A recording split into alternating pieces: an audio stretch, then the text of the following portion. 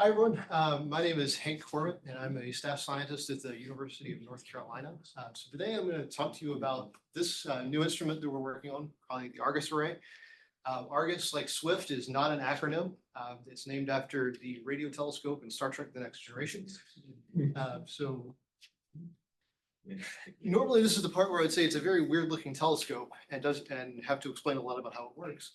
But in this session, it actually fits quite well with all of the previous array telescopes that we've shown. So thank you for the great talks.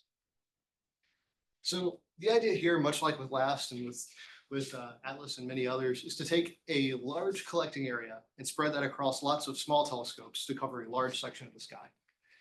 So here we're using 920 centimeter telescopes, which lets us cover basically everything above a single site. So this is a single 30-second exposures field of view. So we're covering 8,000 square degrees for about 20% of the sky at roughly 1.4 arc-second resolution. Over the course of the night, we can combine those 30-second exposures, thousands of them, to get quite deep. So this is showing about 21st magnitude across most of the sky. The stripe down the middle is the galactic plane. Because we're at that 1.4 arc-second resolution, you have issues with blended starlight. So I'm really happy to say that as of earlier this year, Argus is funded for construction. So we're currently targeting first light sometime in 2027. Where exactly that's going to be, we're in the final stages of site selection right now.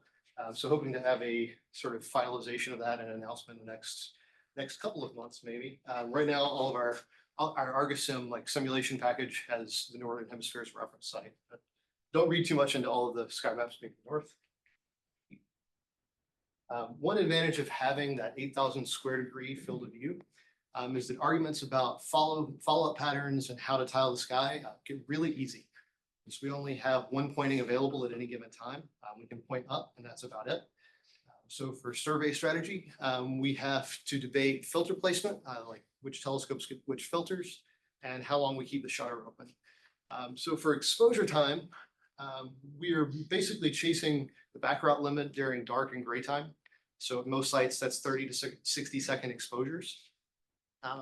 In bright time, so around full moon, we switch to a almost but not quite readout limited mode at 1 second exposures. So continuous 1 second imaging across that whole 55 gigapixel field of view. So as you can imagine, the data rate piles up quite quickly, something like 4 petabytes a night, which I'll talk about how we handle that in a minute. And then finally, we have this slightly oddball mode where we keep the entire array, all 900 telescopes, imaging when we move our telescope back at the end of each pointing. So that means we get about 45 seconds of anti-sidereal tracking.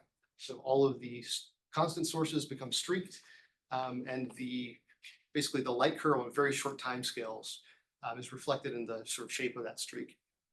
So I should say in the high-speed mode, we're getting to about 16th magnitude at 1 second, and the anti-sidereal mode goes to about 10th mag, both in G-band. For the filters, we will be a multi-band survey. The reference goal here is to have a single G-band, and also a secondary sort of wideband that's basically encompasses everything from SDSS-U to SDSS-R. You can think of this as sort of rows of right ascension, where each row will all have the same filter. There's no filter wheels. We want to keep as few moving parts in the system as we can.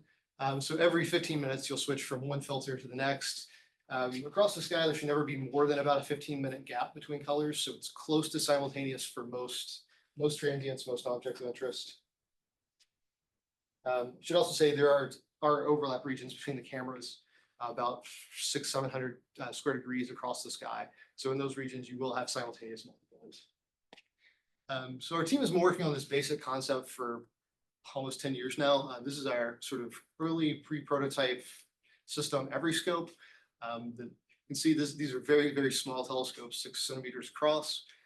We've been working through a sort of phased development series. We had this Argus technology demonstrator, which we built in 2020, and it never really got deployed to a dark sky site, sort of stayed as a lab test bench. And most recently, the Argus Pathfinder, which I'm showing here because you can't really see it as deployed. which we shipped out to a dark sky site on the east coast of the US last year. So I should also say the Pathfinder looks very different, but all we've done is take this dome of telescopes that are pointing out like this and just sunk them down to where instead of having a dome, you have a bowl. So this is a meridian pointing that points sort of east and north, or south, north and south. If you expand this out to the full array scale, this looks like a big bowl of telescopes. It's about 12 meters across. Each one of these silver circles here is one of those 20-centimeter telescopes. So kind of at the small end of it's a very similar local minima to what last found, the 28-centimeter telescopes and the f2.2. These are f2.8. So one nice thing here, this is actually animated. So this is the actual range of motion of the system. So it's barely moving, just points for about 15 minutes, about 3.5 degrees, and it'll slew back to the start position and then do another pointing, roughly 40 or 50 of those per night.